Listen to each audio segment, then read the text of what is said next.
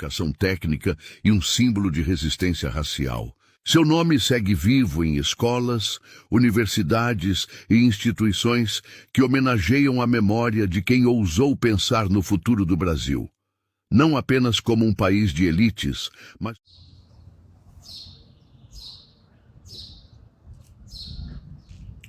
Pois é, dando continuidade nessa matéria jornalística, histórica, o Nilo Peçanha, que foi o primeiro presidente do Brasil, um homem negro, ele teve que suportar os desafios. História de um homem que venceu barreiras sociais e raciais. Chegou ao posto mais alto da República e deixou... Olha, existe uma elite que é contra o povo negro, os homens negros, até na política. Você vai acompanhar agora. Isso, o primeiro presidente do Brasil passou por essa amargura. Como herança, um caminho de inclusão, desenvolvimento e dignidade para gerações inteiras de brasileiros. Um legado que, mais de um século depois, continua a inspirar.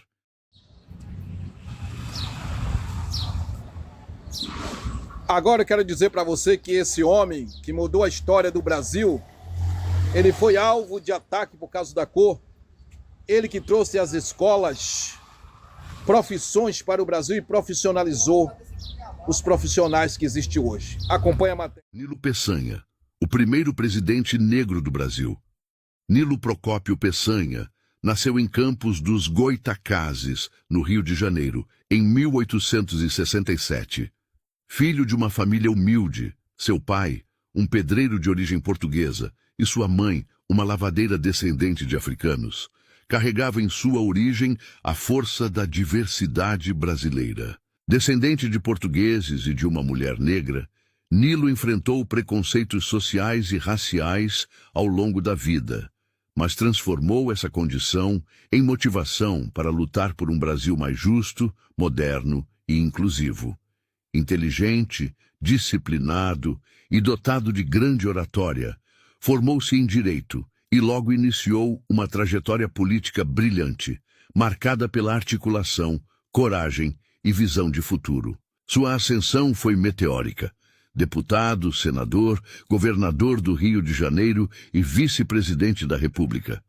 Em 1909, com a morte prematura do presidente Afonso Pena, Nilo assumiu a presidência, tornando-se o 7º presidente do Brasil e o primeiro de origem mestiça a ocupar o cargo máximo da nação. Tinha apenas 41 anos. Apesar de seu mandato ter durado apenas um ano, 1909-1910, Nilo Peçanha deixou marcas profundas e inovadoras. Seu maior legado foi na educação. Ele criou a Rede Federal de Escolas de Aprendizes e Artífices, embrião do que hoje conhecemos como os Institutos Federais de Educação, Ciência e Tecnologia, IFES. Naquele tempo, o Brasil precisava formar mão de obra qualificada para acompanhar os primeiros passos da industrialização. Nilo acreditava que a educação profissional era o caminho para reduzir desigualdades e permitir que jovens pobres, muitos deles negros e mestiços como ele, tivessem oportunidades reais de ascensão social. A primeira escola foi inaugurada no Rio de Janeiro, em 1909. E até 1920, já havia unidades em mais de 10 estados, formando milhares de jovens em ofícios como mecânica, carpintaria, serralheria e eletricidade. Essa visão era avançada para sua época, e até hoje é lembrada como uma de suas maiores contribuições ao país. Durante sua presidência, também deu continuidade às políticas de valorização do café, produto que sustentava a economia nacional, mas sem deixar de lado a preocupação com a diversificação produtiva. Incentivou melhorias na infraestrutura, especialmente em comunicações e transportes, buscando integrar as diferentes regiões do Brasil. Contudo, seu governo também enfrentou momentos de tensão. Em novembro de 1910, eclodiu a revolta da Chibata, quando marinheiros, a maioria negros, se rebelaram contra os castigos físicos brutais ainda praticados na marinha. Nilo, pressionado, prometeu anistia aos revoltosos, mas depois os perseguiu e puniu severamente. Um episódio que revela as contradições de sua gestão diante das tensões raciais e militares da época. Embora tenha buscado modernizar o país, encontrou limites ao lidar com estruturas profundamente enraizadas no racismo e na hierarquia autoritária. Nilo Peçanha, além de administrador, foi um político de gestos simbólicos fortes. Sua própria figura no poder, um homem negro em um cargo até então dominado por elites brancas e oligarquias cafeeiras, desafiava os padrões da República Velha. Por isso, sofreu ataques velados e tentativas de apagamento por parte de setores conservadores, que minimizavam sua importância ou ridicularizavam sua aparência. Anos depois, em 1922, quando concorreu novamente à presidência contra Arthur Bernardes, foi alvo de campanhas difamatórias e caricaturas racistas que tentavam desqualificá-lo por sua cor.